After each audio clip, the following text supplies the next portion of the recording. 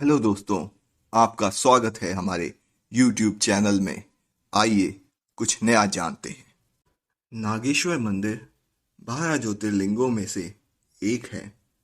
रुद्र संहिता में भगवान को दारुका वने नागेशम कहा गया है। भगवान शिव का यह प्रसिद्ध ज्योतिर्लिंग गुजरात प्रांत में द्वारिकापुरी से लगभग 17 मील की दूरी पर स्थित है। इस पवित्र ज्योतिर्लिंग के दर्शन की शास्त्रों में बड़ी महिमा बताई गई है।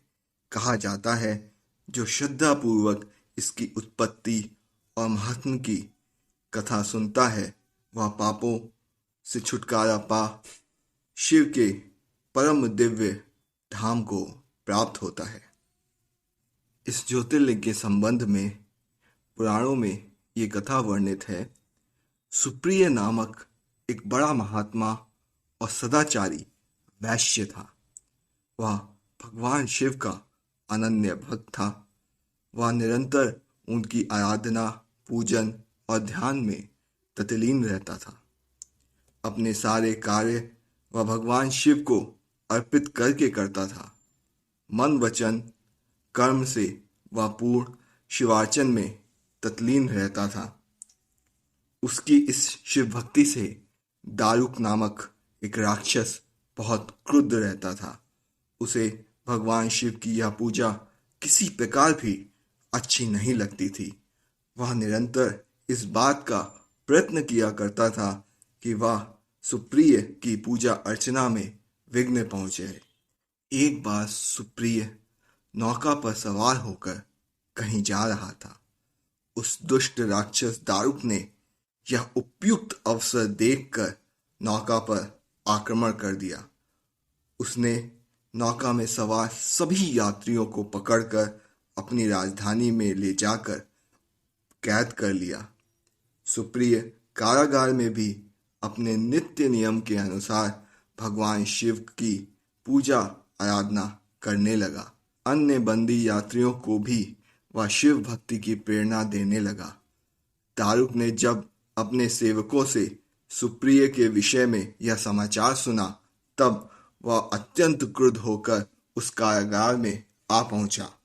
सुप्रिय उस समय भगवान शिव के चरणों में ध्यान लगाए हुए दोनों आंखें बंद किए बैठा था। उस राक्षस ने उसकी यह मुद्रा देख अत्यंत भीषण स्वर में उसे डांटते हुए कहा, अरे दुष्ट वैश्य, तू आंखें बंद कर इस समय यहाँ कौन से उपद्रव और षड्यंत्र करने की बात सोच रहा है। उसके यह कहने पर धर्मात्मा शिव भक्त सुप्रिय की समाधि भंग नहीं हुई। अब तो वह दारुक राक्षस क्रोध में एकदम पागल हो उठा।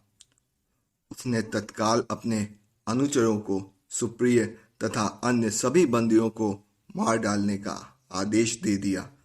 सुप्रिय उसके इस आदेश से जरा भी विचलित और भयभीत नहीं हुआ।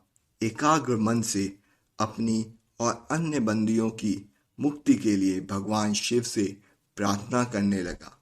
उसे यह पूर्ण विश्वास था, मेरे आराध्य भगवान शिव जी इस विपत्ति से मुझे अवश्य ही छुटकारा दिलाएंगे।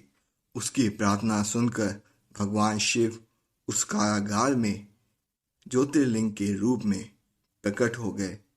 उन्होंने इस प्रकार सुप्रिय को दर्शन देकर उसे अपना पशुपात अस्त्र भी प्रदान किया। इस अस्त्र से राक्षस दारुक तथा उसके सहायक का वध करके सुप्रिय शिव धाम को चला गया। भगवान शिव के आदेशानुसार ही इस ज्योतिर्लिंग का नाम नागेश्वर पड़ा।